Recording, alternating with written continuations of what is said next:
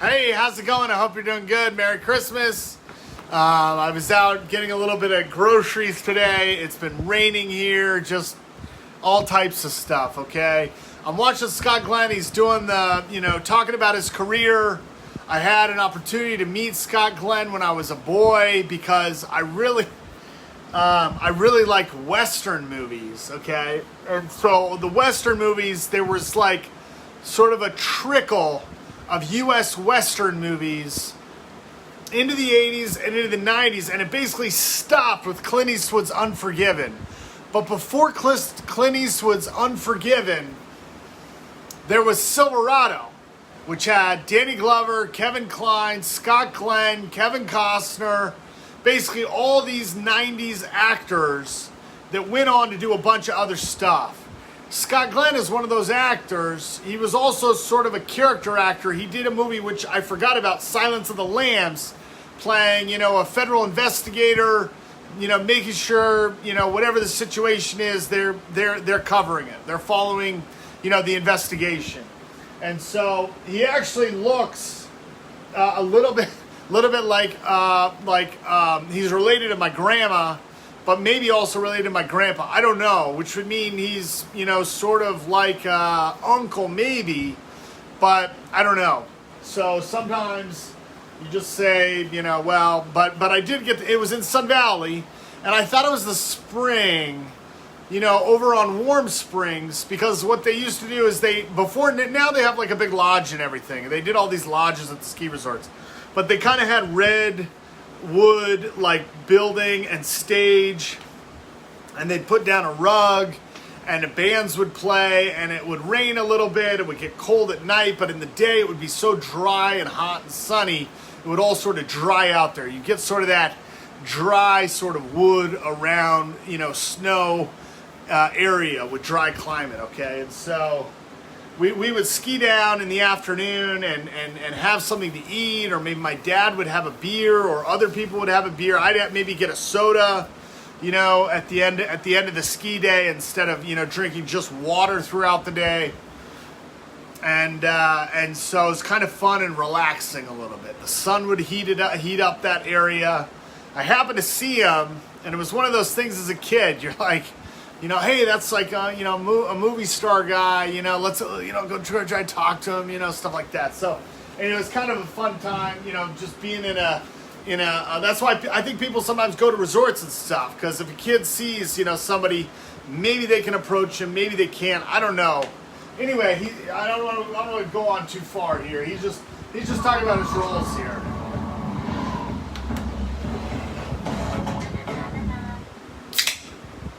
Have been accidents. Have just happened to me, and I've had the good sense to recognize. Oh yeah. So the thing I wanted to ask him about when I was a kid is in Silverado, his character basically gets trampled by a horse, okay? And so he's out in the ground, and they run the horse over him like 3 or 4 times, okay?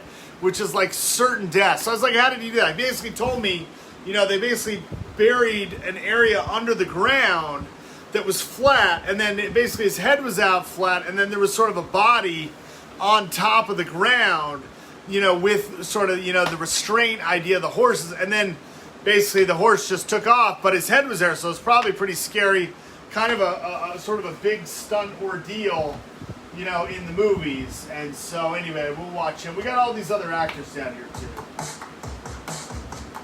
Did it reset? I don't think it was an open call. When I showed up at the soundstage, there were probably maybe 50 actors there, and Francis, he picked 4 guys, and he said, here's the deal.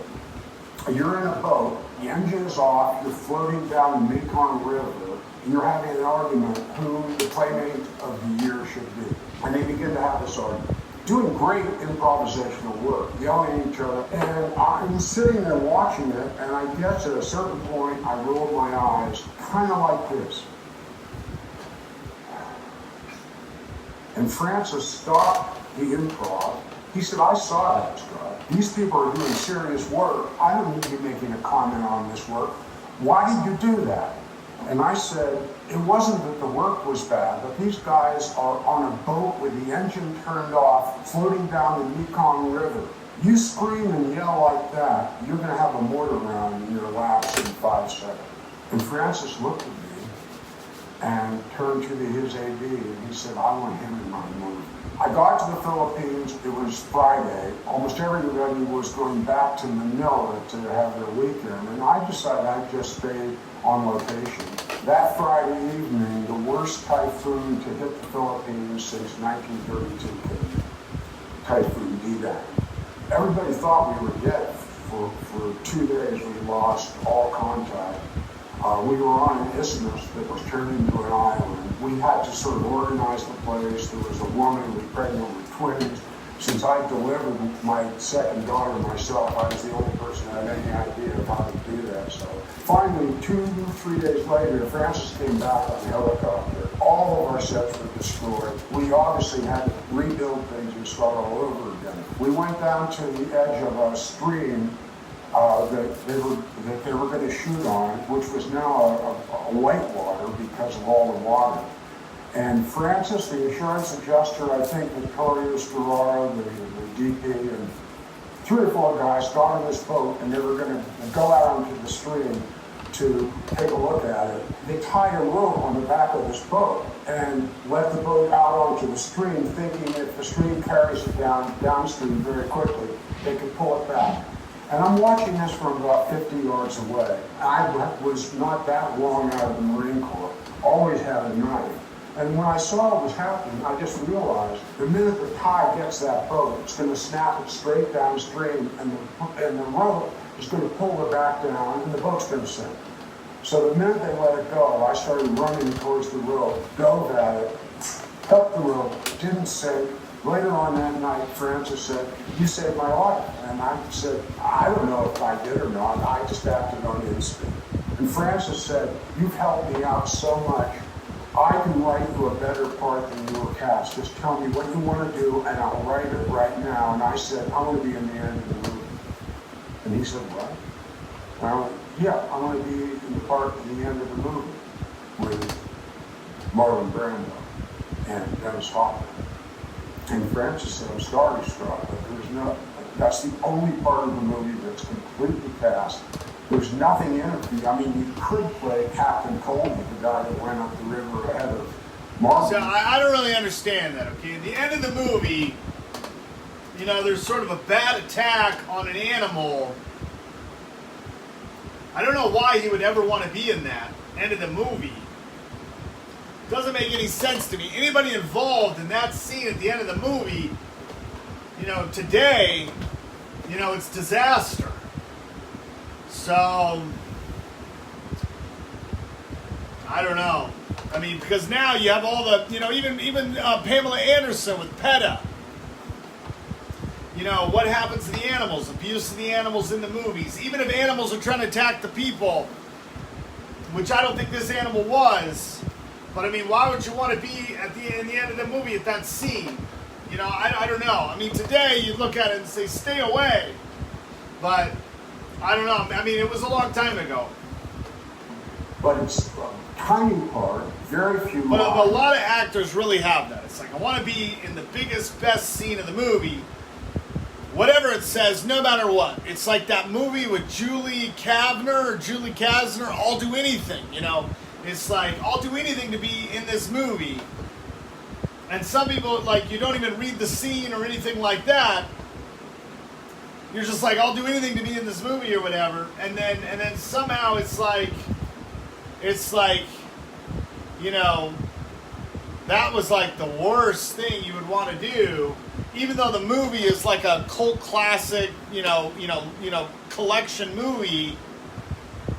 In the long term, you're like, I don't want to have anything to do with that, right? It's almost like, you know, Robert Duvall mentioning, you know, military weapon napalm, right? Like, stay out of that altogether. I don't want to have any part of it.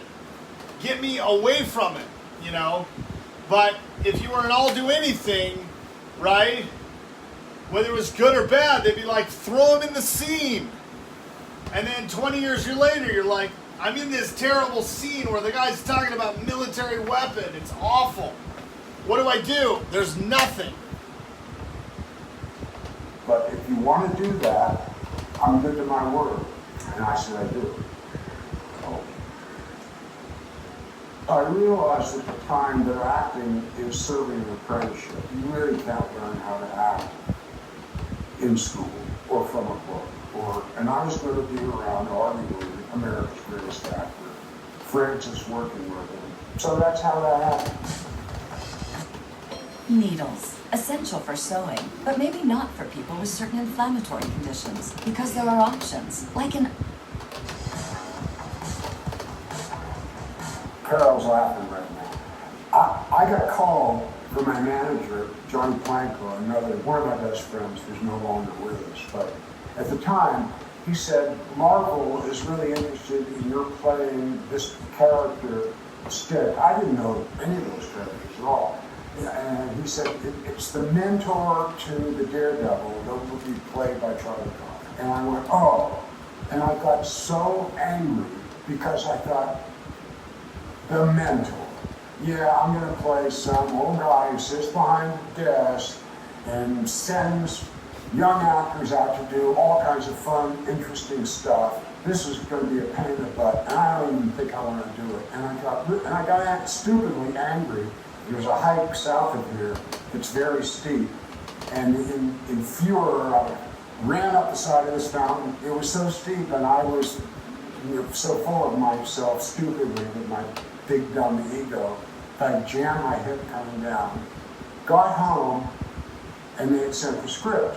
And I started reading the script, and I went, whoa, this is a blind assassin who's an expert with swords and knives and comes out of this incredible, dark, crazy background and has adopted this kid. I've never even played blind. And all of a sudden I felt stupid because I went from hating the idea of the part to loving the actuality. Nice catching up. I remember when I met the stunt coordinator, he said, do you know anything about martial arts? And I went, yeah, a little bit. And he said, what about martial arts with knives and swords? And I said, yeah, a little bit. He said, well, how long have you been doing this stuff? And I said, kind of since I was 10 years old. And I remember he had a couple of fake rubber, they were long knives. And I said, well, you want to spar a little bit? And he said, sure. So we were knocking over racks of dresses, and after about probably 2 minutes, he just stopped in the middle. You can do all this stuff better than me. Why? I'm not going to double you with any of this. And at the time, I had just met a guy who has become my seafood, Dan Anderson. His dojo is Broadway Canal. And so when I wasn't doing the TV show in Brooklyn, I was at Anderson's just playing with knives and swords and stuff like that. I was in Europe, and I got a package in the mail, and it was from Larry Castro. He said, here, I wrote this part for you. What do you think? And I read Silverado, and I yelled, Yahoo! And threw the script up in the air and danced around the hotel room. I was so happy. So Larry wrote that sucker for me. You men, stay with your wagons and your families. Get rolling, keep your eyes peeled. Wait a minute. Even if you do get the money, how do we know you'll come back? Well, if we don't, you keep my brother. First thing, he said, is there anyone here who can't ride horse? And Danny Glover and I took one big step forward. And everyone else didn't. I always consider it to be unwise to pretend you can do something you can't. Danny and I were given by the Wranglers horseback riding lessons every day up until when we began shooting. About 4 days before we began shooting, Larry Kasdan picked the horses he wanted each one of us characters to ride. And for me, it was a huge quarter horse, the size of a Clydesdale, but a pure quarter horse, gray, named Ajax. And he told the Wrangler, Fred, he said, I want to start on that horse. And Fred said, no, that's my own horse. Stunt riders can't ride that horse. He just turned 5, so he's very young. He's already 2 times world steer roping champion. If you get near this horse with a pair of spurs on, he's going to kill you. And I said, you know what? why don't you saddle the horse and let's see if the horse tries to kill me. So as I was walking out toward this big horse, I remember an animal trainer, a woman named Barbara Woodhouse, saying that horses communicate with each other by blowing into each other's noses. So I'm walking out, and I walk up to this big horse, and he kind of looks at me. And I said, to begin with, Ajax, I'm supposed to tell you I'm the boss. Guess what? I'm not. You're way bigger than me, you're way stronger. I don't know anything about riding. I'm talking to the animal. I said, so you're in charge. You're the boss. And he brought his nose right up to my face. So when he did, I blew in his nose. And he blew back at me and hit me with a wad of snot the size of a snowball, like right in my face. I wiped it off, and he just stood there. I put my foot in the stirrups, got up on him, set the saddle. He didn't move. I went. He started walking.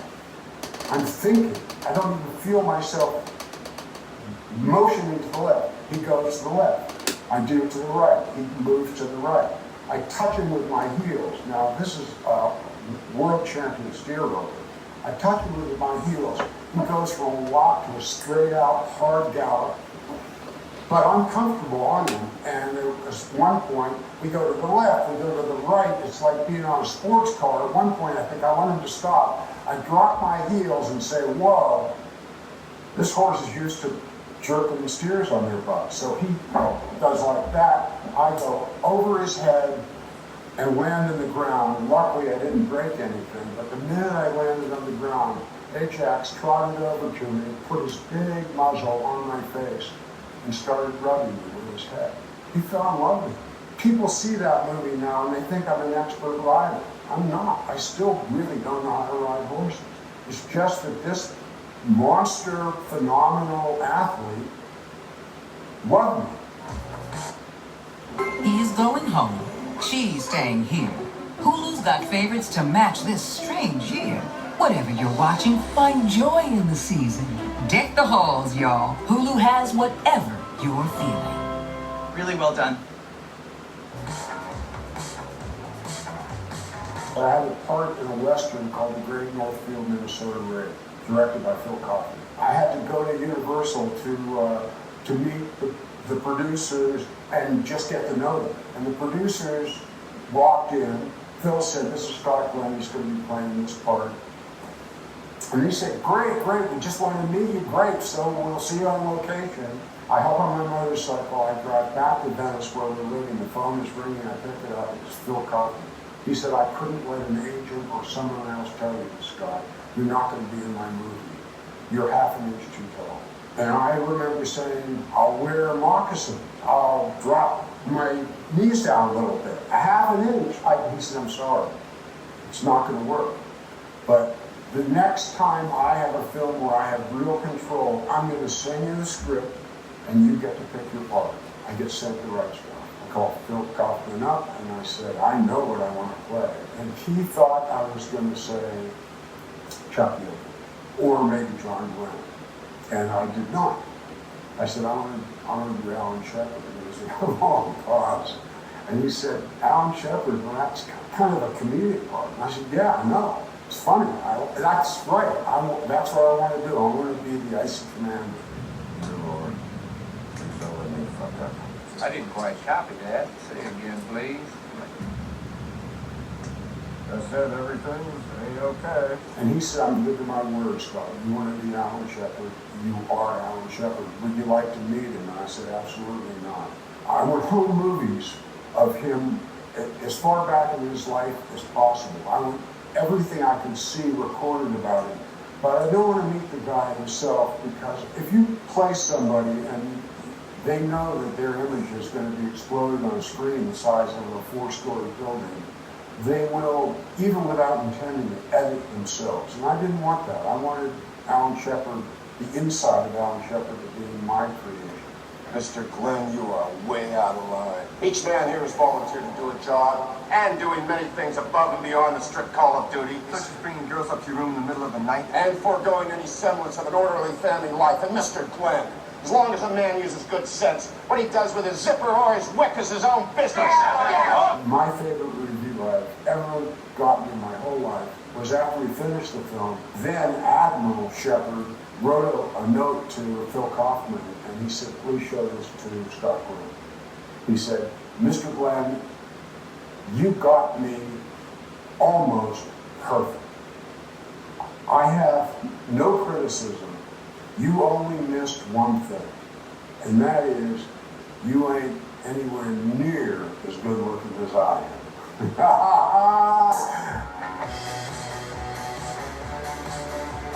Jonathan Demme was a good friend of ours. He called me up and he asked me to come to New York. There's this part, and I want you to play The Silence of the Lambs. I'm going to send you to Washington. So I went and I spent a period of time sitting in on cases, case studies. Still have bad dreams about some of the stuff I was exposed to. And I haven't led a very sheltered or easy life. So the stuff I was privy to, the human condition at a degree of darkness, I never really considered. So it was rough in that way. You're to tell him nothing personal, Starling. Believe me, you don't want Hannibal Lecter inside your head. Just do your job, but never forget what he is. When we did the table read, the description of me and Jody when they meet, it said, the relationship between these two people is strange. Are they father and daughter, mentor and student, boyfriend and girlfriend? Jonathan, at the time as we were reading, he said, forget all that, guys. You can't play that. There's no way you can play that complicated a relationship. Okay, cut to 2 or 3 weeks into shooting the film. There's a scene when Jody is coming out of her office, getting on the limo to go to West Virginia. She had a hard time getting in the limo. I opened the back door and I took her arm to help her into the limo, and Jonathan yells, cut, cut, cut. He comes running up to us and he says, Scott, please don't. I don't want you to touch Jody. And Jody said, yeah, he was just being polite. And Jonathan said, remember when we did the table reading and I told you guys there's no way in the world you can play that relationship? Guess what? I've been looking at Bailey's, and that relationship is exactly there already. And Scott, I know if you physically touch her, it's all going to be blown. I only want you to touch Jody twice in this whole movie. When she's gone through the experience of dealing with the serial killer and someone has died at their hands, I want you to walk out of that house and put your arm over her shoulder, and at the very end of the film, I want you to shake her hand, and that handshake will be so loving. That's what a great director is all about. Great directing is having that kind of sensitivity and being able to make those kind of calls. Carol and I had moved up here to Idaho. Driving back, we stopped off at Paramount to see Jim Bridges, who directed me in the first movie I'd ever done, something called Baby Maker. He looked at me and he said, oh my God, this is unbelievable. I'm doing a movie that you're perfect for the bad guy. Stick around town for 3 days, meet the producers, meet the star who has cast approval, and I think I can make this happen. And I said, no, came up here. 2 weeks later, the phone rings, and it's Jim Bridges again. And he said, okay, now I'm on location in Houston. Paramount doesn't want you to do this part. They don't know who you are. Come down to Houston, and we can make this thing happen. I hop in my pickup. On my way to Houston, I stop outside of Huntsville Prison because I know the character I'm playing. And as I'm parked there, these two guys who I know from another time in my life, who were friends of Freddie Fender's, Baldy and Mark Waite. And these guys are pistoleros, the real thing. And one of them walks up to me in my truck and he said, hey, Vato, what are you doing? Oh, you doing a movie? What are you playing? I said, bank robber. And they go, hey, our buddy, he's a gringo. Bank robber, he's getting out today. You want to meet him? My God, what a gift. So I hung out with these guys for about a day, and then I got rid of them because I wanted to go try to get a movie and not wind up in jail. Go down to Houston, Irving Azoff, who wanted me to do the part, Deborah Winger, who wanted me to do the part, Judy Bridges, who wanted me to do the part. And John Travolta, God bless him, he also wanted me to do the part. So kind of over Paramount's objections, they said yes, and I started one of the 3 parts of my life that really played me. Mexicans say, you eat the worm, you're going to see visions. Visions of what? Well, I mean, the whole Mexican makes you think, I sure feel good. You know, I talk about being lucky.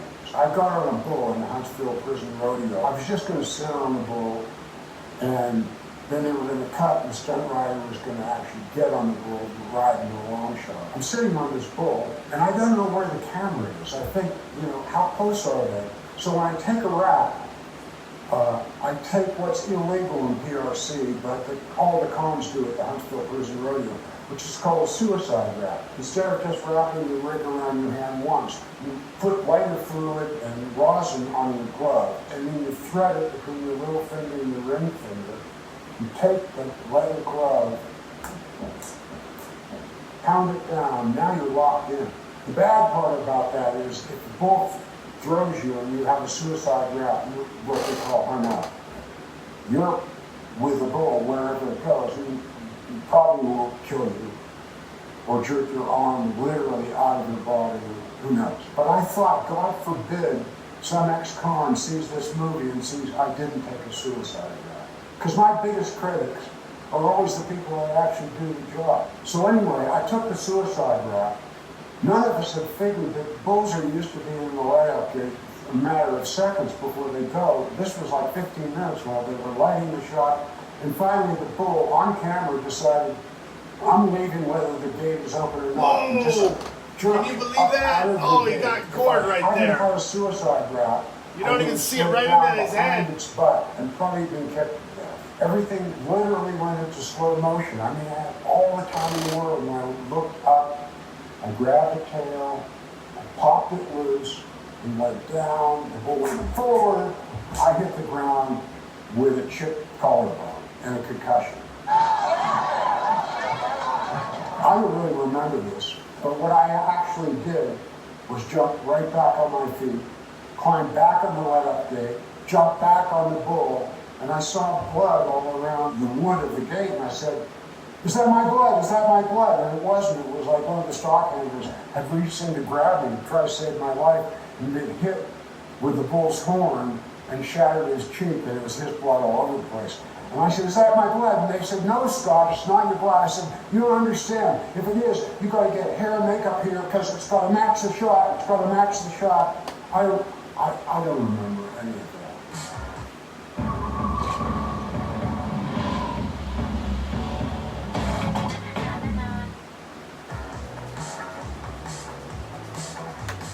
The Leftovers was the single best acting experience I ever had in my life.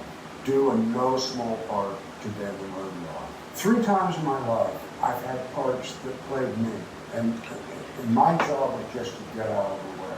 One was Urban Cowboy. One was a play I did off Broadway called Killing Joe, and the third was The Leftovers, where the writing was so deep inside me. When I woke up in the morning, I'd just say to myself, Scott, your job today is just stay out of the way. The other great blessings I had, aside from them, Mimi Leder as a director and Justin Theroux as the star. And I love those 3 people. Without them, there would have been no performance for me. If you're asking me when I started losing my shit, contrary to the professional opinion of others, I maintain my shit remains intact. I remember with the longest monologue, David told me, he said, it's the longest speech I've ever written in my life. I said, what is it, a couple pages? He said, no, actually it's 7 pages. When it came time to do that scene, and we were in the Outback in Australia, Mimi was going to do it in cuts, and I said, you know, I think I know this whole thing. Can we just do the whole thing? She said, sure, we'll do it once and see what you miss. So we went through the whole, I didn't miss any of it. I used to hear voices. It started about 5 minutes after it happened, after people disappeared. So they put me in an institution. We went through the whole thing, and Mimi said, Oh, that was great, Scott. Remember when you picked up the tape recorder and you almost started crying when you were listening to your son talk? And I said, no. And she said, what do you mean? I said, I don't remember. She said, what do you remember from the scene? I said, not much. I remember you saying action and saying cut. So you weren't directing yourself at all. She said, would you be willing on the second take so that a little bit of you can hang them up and watch it, so that, because if you can't direct yourself, I can't direct you either. I can't say, at this point, would you be willing to do that? And I said, no. I said, actors live their whole life, not just actors, artists, for these moments when it does you. And I'm not willing to do that. She said, what do you suggest we do? And I said, just a lot of takes. She said, it'll wear you out. And I said, no. So we did, I don't know, 6, 7 takes, something like that. Mimi, rather than trying to take control one way, just let me go until she saw what she wanted. And the whole experience of doing that show was that way. I believe the rains will come, and with them, a great flood. I have to sing to make it stop. It did me in such a profound way. I miss them a lot. I miss all those people. Wish the show was still on the air. Roughly, it's a disaster film, and the disaster is a comet is headed for the Earth. First, they think it's going to be a near miss, and then the people that track those things figure, oh, whoops, no, it's going to hit. It's going to be the kind of event that killed the dinosaur. So the Defense Department decides to grab a group of, 50 people, bring these people into these bunkers in Greenland to restart civilization all over again. And it's essentially a family that are in some kind of crisis with themselves. So we track their journey trying to get to Greenland. I play someone who is a widower who deeply misses his wife to the extent where he's not really concerned with living or dying, but very much loves this family that's coming by. My Mary went to heaven in this place. And when the good Lord's ready for me to join her, I'm going to be right here in this place too.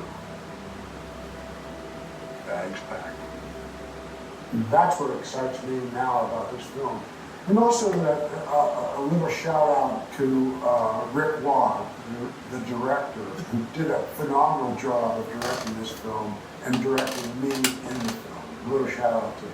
Thank you all for once again watching me. And these characters that I play that are iconic, really a lot more because of You know what the problem is? I don't have that Christmas snack, that Christmas treat to eat right now. I didn't order it in time. I didn't make it. I was finishing some of the meat I had, which was super spicy. It's like you can't eat what you want to all the time. You always miss that, right? Like, you know, I was eating nuts for a while, then all of a sudden the nuts made me sick. You know, I can't buy the chocolatey popcorn anymore with the nuts in it. It just... So what is that, you know, that snack, that treat, right? I was trying to get the free coffee, make the coffee. I had the gel spice. Totally gets ruined, you know. You know, everybody has something they eat at the holidays, whether it's, you know, the summer holidays, the winter holidays, the fall holidays, or the spring holidays. And it changes every few years, but I mean, if you don't have that, it's like you're not, you know, something isn't right. So I don't know, I'm kind of struggling through this.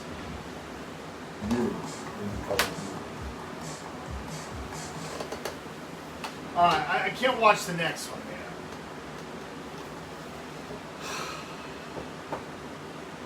I can't watch any of these right now. I don't know why.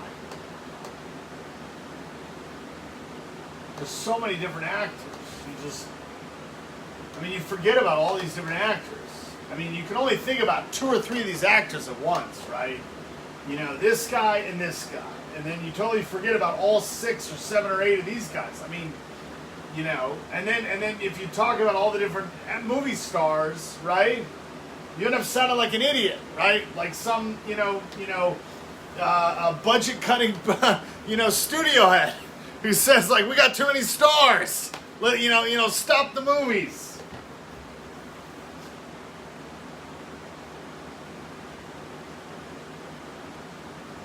They stop it here, but I mean, it could go on, you know.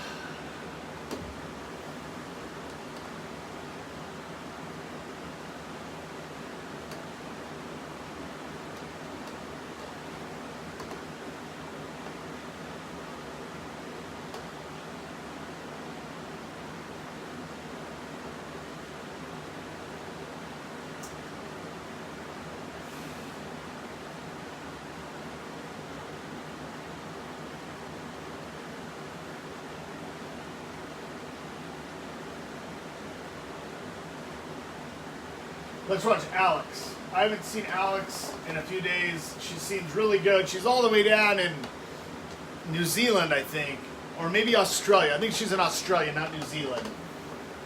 I try not to make that mistake. She's with her sister. Her sister's kind of new.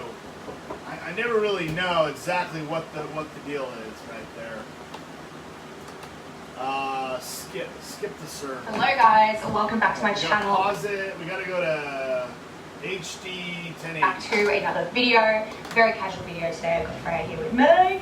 And we're kind of really hungry, to be honest. And I got this package from Bruce Super Convenience. His label is right here. You can find him on Instagram. I'll leave it in the video and down below. Did you show everyone your address? No, I covered it. Okay.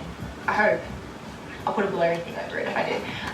Yeah, I'll put the Instagram right here so you guys can see. But basically, I came across it and they've got really lit American snacks. And I think there's snacks from other places in the world as well, but it all looks so good. How good! Starts Monday diet. No, I know, and I ate so bad yesterday. Oh my god! Oh, how can we try that? I can't wait to try that. Yeah, without milk. Should we? Okay. Alright, let's just get straight into it. I hope you guys are all well. It's Monday for us today. Starting it off strongly on the diet. I've never tried this with you. No. So What? this is cinnamon toast crunch toast. Oh my god. Ooh, very cinnamony. Oh my god, that's really mini churros. Yum. Oh. That tastes like churros. Oh my god. Oh, that's so dangerous. How is that a cereal? Americans make everything cereal. Are you allowed to have this? I'm as a surprised they cereal? didn't just like put Oreos in a bowl and add it with milk and they're like, Oreo cereal, 180 calories for how many? Like one? Oh, 1 cup is 180 calories. Kind of tastes like a Churro. well, yeah, but like a dry one, obviously. Yeah, a stale one, but good. Not too good. Next up, these are Curls. I've never heard of that brand. Honey cheese flavored curls. Oh, that's actually a really good combo. Whoa! Oh, that's a big pop. Yeah. Alright. That's lit. Do you not like that? Yum. Oh my god. Oh no, I'm gonna eat everything. Whoa. So are these like foods that like everyone knows of, or are I these think like? so. If you guys are from America, let us know. I wonder if this is Like, does everyone know about this? yeah, surely. This would That's- never pass the Australian supermarket. No, we've got a Oh, few. I don't know. We've got Frosties, you know, you can get Frosties here now. Holy crap, these are really good. Yeah, they're really good. Damn. I'm so happy. Why do I love being a doctor at Kaiser Permanente? Our team of doctors, dentists, and specialists all work. Same. I haven't rated them. Oh! What's 10 that? out of 10. Yeah, 10 out of 10. I honestly give that like a 9 out of 10. 9 out of 10. I really like those. More. What's next? Okay. Ooh, Ooh, I've never tried these. These are really popular American candy, Jolly Ranchers, Misfits. Candy. I'm pretty sure in this place he gets like really rare ones too. Okay. Like they're not super popular ones, I don't think. Right. Green apple and cherry, blue raspberry and Lime watermelon. gummies. Oh my god, yum. So they're like mixed flavors. What's on your arm? Club stamps. Oh! Look how big it is though. What a mess. That's massive. I literally tried to wash it off 3 times. That's hilarious. But I don't want to scrub my tan, so That's now I'm pretty just... much a taboo. Yeah, it is. It's with me now for next week. I'm going for the red and blue because that's just my favourite kind of combo. They say flavors. Mm-hmm. Mmm! Oh, there's they the blue all raspberry green and apple watermelon. and cherry. Yum! Oh, that's chewier than I thought it was going to be. I might try a green apple and cherry one. Do you just have the red and blue one? I'm not a massive lolly person. You are more than me. Yeah, I don't like it. I like that flavour. They're like they get Too stuck in your soft. teeth. Put them in the. I was about to say the shower. Put them in the fridge though. I'll probably give those. No, that's I'm not a weird. lolly person, so I'd go 6 out of 10, but they are yum. I'm a lolly person. I think like that's weird. They're like, That's weird because you it feels like jelly. you like those ones that have the. No, but they've got 2 to them. This your teeth just go all the way through. It's like a sandwich. Ooh. Oh, What? what? That was really surprising. These are Swedish fish, 12 candy canes. What? That's so What's random. Swedish fish? What makes it Swedish? I don't know. Is it a Swedish? I think it's American, isn't it? No. Obviously not, but like, aren't they popular in America? Swedish fish? I'm pretty What sure they about are. Sweden? Well, yeah. I'm not really a candy cane fan. I'm guessing this is like A Christmassy. Swedish fish is, I'm guessing, a lolly. Yes. And then they've made flavored candy cane. Yeah. Should we just open it up? I understand the concept. Oh. Why? Do you have to ruin everything that's good in the world? Okay, the Grinch. Okay. I honestly feel like the Grinch this year. I don't feel festive at all. I feel so Do you? festive. Do No, I you? really don't. I don't know. I'm kind of into it. Came around too quick. Oh. Tastes like candy cane. Yeah. That's It just tastes like a candy cane. candy cane. You know what? Tastes like? It has like a red skin. Yeah, it does a little If they bit. made something else now because it was racist. Yeah, it does actually. Yeah, I'm not the biggest fan. I never really like candy canes that much. I love candy canes. Do you actually? Because I like making them into little shapes and then Okay, people. me too. You're so weird. Oh my god. I have so many friends. I'll probably give that like a 10. No, I love candy cane. I would give that a 7. These I've seen all the time in America, but I've never actually tried. Oh. I'm not a minty gal. No. Junior mints, creamy mints in pure chocolate. Oh, they're a bit melty. I would actually we're in smell Australia quite and it is summer, so Yeah. I'm not surprised. Yeah. Oh. I actually don't like those. They're You know what it very, tastes like? very minty. Arrow. Yes. An Australian Aero chocolate. Are they Australian? Yeah. Oh, I don't know, maybe I do. I don't know if I'd like. Oh, they're gluten free. I don't know if I'd go through a whole packet and be like, oh wow, yum. They're But yummy. They are yummy. Probably give that like a 7 out of 10. Same. Oh. Oh, these are all melted. Bloody Australia. Why do you stop? I don't know. How long does this Well, they come from Australia. It's this morning. They were in my bedroom. Okay, this I'm really excited for. I actually saw this on their Instagram. It's Kit Kat minis, white Kit Kat minis. Oh, that's so cute. I don't think I've tried a white Kit Kat before. I don't know why. Oh, this looks so good. I love They're the obviously quite melted. These still even. I love them so much. Yum. They're so melted. Oh. Yum. Yeah, that's a bit of me. I love Kit Kat. Kit Kat's one of my favourite chocolates, which is so random. But I like. Kit Kat. Really? But I like that. I like biscuity chocolate. 10 out of 10. How about whiskey in Scotland? I am ready I don't drink whiskey. full nature of my power. Will you teach me? What is happening, guys? We're Craig and Amy, and you are watching Kicking It! And this week we are exploring the incredible Malt Whiskey Trail in Speyside. Last week we conquered the Billach Road and made it all the way to Applecross. We had a standoff with some cows, stayed at a Christmas grotto and went for a spin in Simon's boat. This week we stay in another incredible gaff, make some new friends, drink some expensive whiskey. That's it, £1,000 per drink in that. We meet the Scottish Miley Cyrus. We learn how not to use a canoe. Craig jumps off a bridge, and we get to celebrate this guy's birthday. Birthday week, lads! Boom! Boom! Morning, everyone! We're back in Custard. We missed you.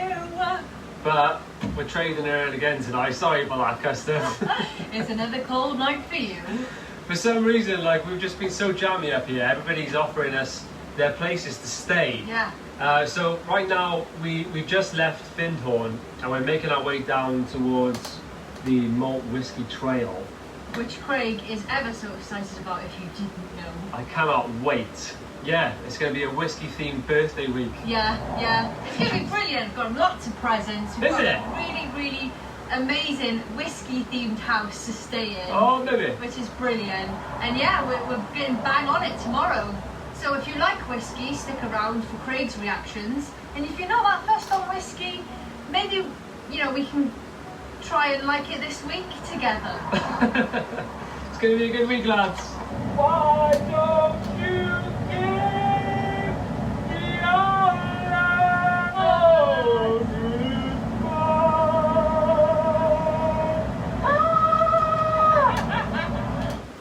Lodged between the Cairngorms Mountains, Aberdeen and the NC 500, Speyside plays host to over 50 distilleries. It also has the greatest concentration of malt whisky distilleries in the whole of Scotland. We managed to get Custard on the drive, and she matches the house as well, look at that. Yeah. It was meant to be. We parked that then. So this is the Copper Brock in Speyside.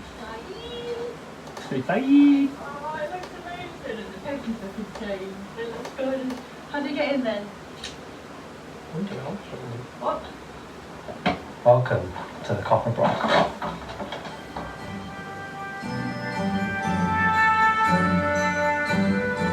The story behind us staying in this amazing house is because of our mate Mitch.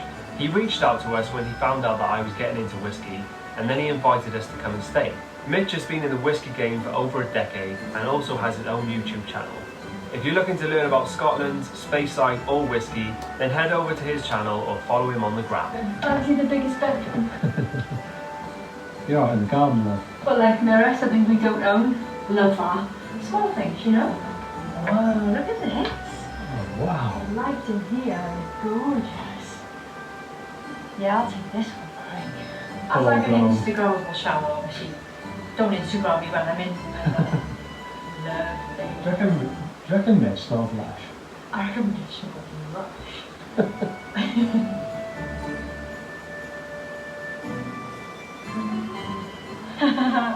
Welcome, lads, to the crown. Oh, that's amazing. This is lovely. Like, these are all my kind of colours, you know. Love it. Oh, look at that. Hot chocolate there with marshmallows and candy canes. Christmas! Whipped cream in the fridge. Oh, we are spoiled tarts, Craig. Oh, Mitch. Oh, look at this as well. Welcome. Please enjoy content and leave basket for the next guest. Oh. We got coffee, chocolate, crisps, popcorn. Oh my goodness. Monkey shoulder. How nice is that? What a legend. Oh, we found it, Craig. We sniffed it out. It's the best part of the house. Come on, look at this. You've never seen it before. I have. Oh, look at this. Lovely. So cool. Oh, it's Christmassy. Oh, it's gorgeous. Oh, it smells incredible in here. It really as does, well. doesn't it? It smells like It's peachy, Craig. peaty vanilla Christmas. And Beautiful. Oh, I'm really excited to spend the next couple of days here with you, babe. catch me in it. I'll just be in here. Sipping on whiskey. The best part about this place is that we're in Speyside and these are all the distilleries. Take your pick. We'll be here all week. If you want to ever find Amy, you just follow the Christmas songs. There she is. I'm just whipping up a quick straw. Is this not going to be gruel o'clock, is it? No, we're gonna have a vegetable pad thai. Oh, nice. Go on, babes. So I've got all the ingredients. It's gonna be a little bit different, but it should be good. There's a top kitchen to be cooking in there. It's amazing. It's so warm in here. It just feels. Do you just feel the Christmas spirit, Craig? Yeah, I really do. Do you have the birthday spirit? Because that's what you need. Yeah, well, I always get birthmas cards anyway, don't I? To start off this whole whiskey adventure, my mate Daryl is setting up a tasting for me tonight. So you saw in the last video, we sent me all that Jura whiskey. So we're going to be doing a little Jura tasting tonight, warming up for tomorrow, because tomorrow is going to be incredible. He's the 5,000 as a kid. You said you wanted a big meal because you were doing a whiskey tasting later, so big meal, big man. Big man meal. Doesn't quite look like a picture, but did they ever? Did they ever? Well, you're not allowed in the living room because guaranteed you'll spill it on the sofa. I take that jumper off as well because that's a disaster waiting to happen, isn't it? You know, socks under his shades in case it gets sunny.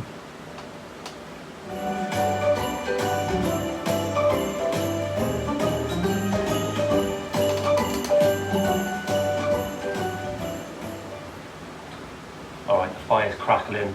I got my whiskey, I got my beer, and I'm about to do a Zoom call with my mate Daryl for another tasting. Good. Hey. How you doing, bro? Yeah, good man. How you doing? Mate, I'm good, man. I'm good. Daryl introduced me to the Scottish half and half, which is basically drinking beer and whiskey. I was smashed, mate. The Scottish do love a drink. Wait, are you at Mitch's place right now, yeah? I'm in the whiskey snug, mate. Yeah. How's your whiskey journey going, man? I love it, mate. Honestly. Yeah. You're on about like seeing how people live. I come to Scotland and then all of a sudden I'm an alcoholic. Yeah.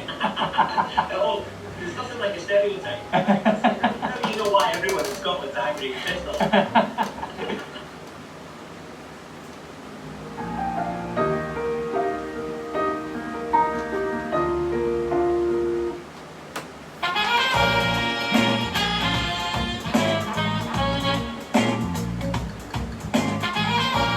Do you know who I am? No, I can't say that I do. I don't know how to put this, but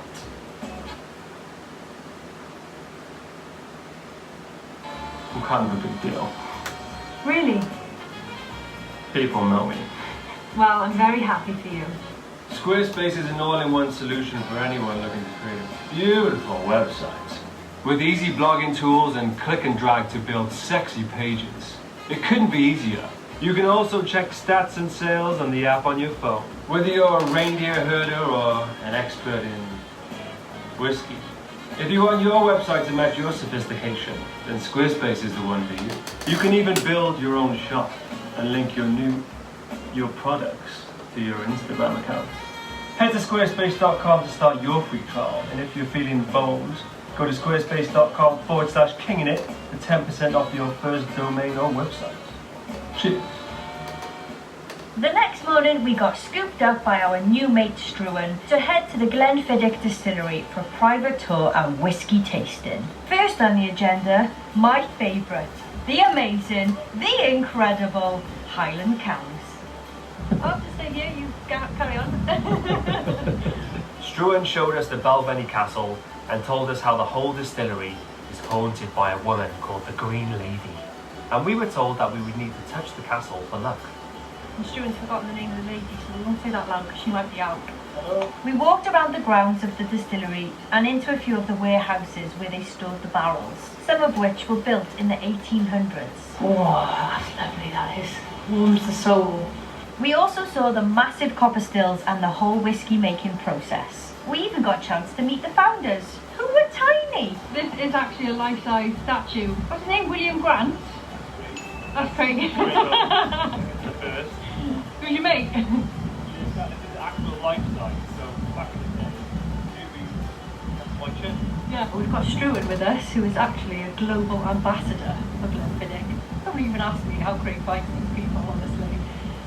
So the whiskey distillery is actually closed to the public at the minute, so we're feeling very special, very VIP. Craig's been to the toilet about 16 times. I think he's just so excited, bless him.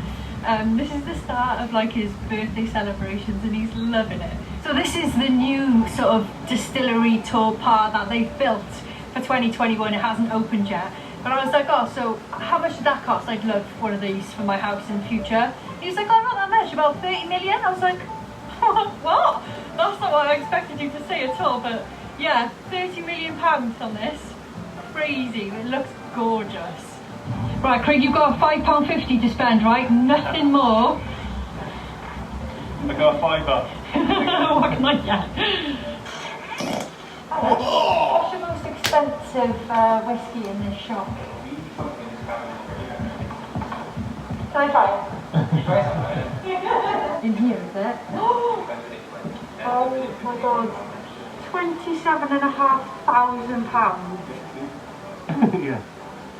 I know it's your birthday, Craig, but Some Diet Coke. it's a bit steep with some Diet Coke. Has this place ever been robbed? Asking for friends. You can talk to Barry, can you? Amazing. How much is it? 22 grand. Why? Where's the whiskey? Is it special? Pink gold. No way. Next, we headed for the whiskey lounge to try Glenfiddich's finest. Considering we met Struan in a dodgy car park with a duffel bag, we weren't really sure what he was about to feed us. Smooth business right here. There you go. How was your first dram of the day? Delicious. Really nice. I've only tried the 12, it's last of 15 then. Ooh. Yeah. He's dizzy claiming this is his first dram of the day. I know. I'm not so sure. We didn't drive here, Probably so. that mustache is pointing out.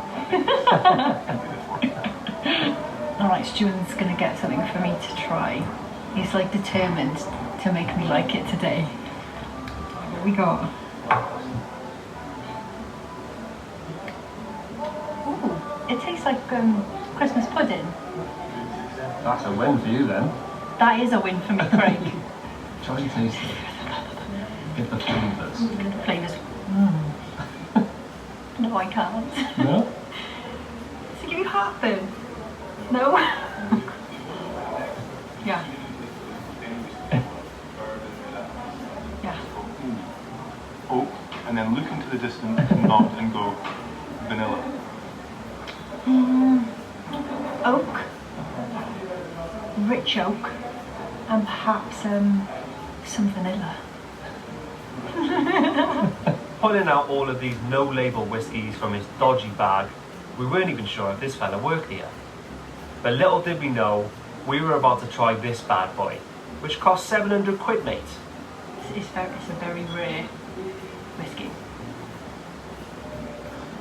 Despite my little pathetic cough, this whiskey was delicious. A little finale number. What's going on with this one? So you're in the heart of Speyside, known for the fruity, quite mellow, almost floral style whiskies, but we also make, for 1 week, Ah. the week of peat. How do you feel? I feel like a dragon. Let's just kill the small village with my fire.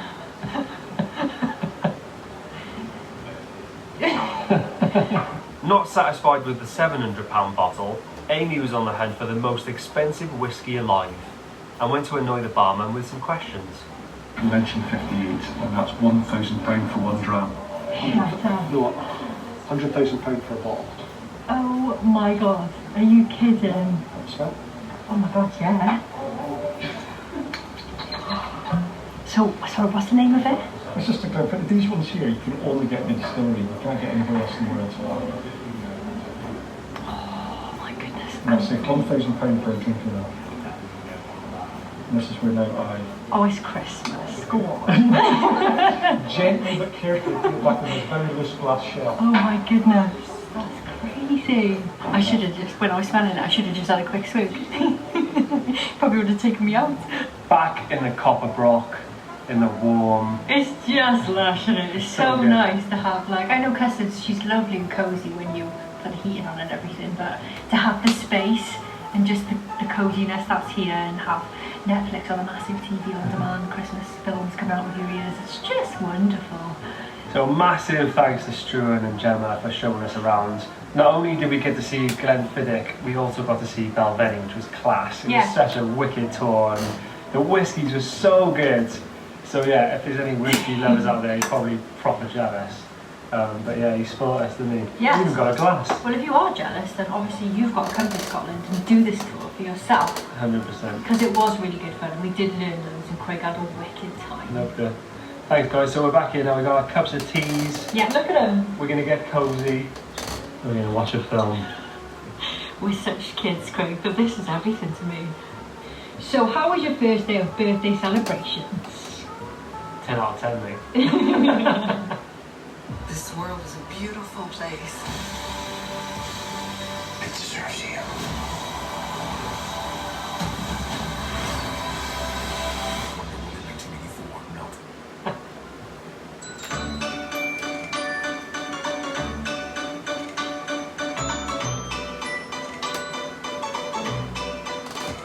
Our new mate Dave from Spirit of the Spade gave us a knock the next day and turned up with his wardrobe from the 80s. Morning, lads.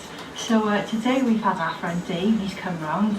He's sorted out some executive VIP transportation for us. He's told us to put all this on, but I thought we were only going on a boat. You look wicked. I love how you match. Everything you've done there is on point, Craig. I mean, with this moustache and glasses on this outfit, I do look like I'm from the 80s. Proper from the 80s, like London Fashion Week. Craig's coming for you. One of them. Oh, we've got to go. But first, a quick photo shoot.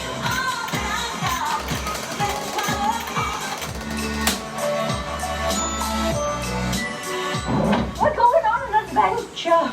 Alright, anyway. What an absolute... I'm a little bit tired. It's Christmas. I gotta go make some food or something. So, I hope you're doing well. Merry Christmas. And Happy New Year in a few days, too. And bye-bye.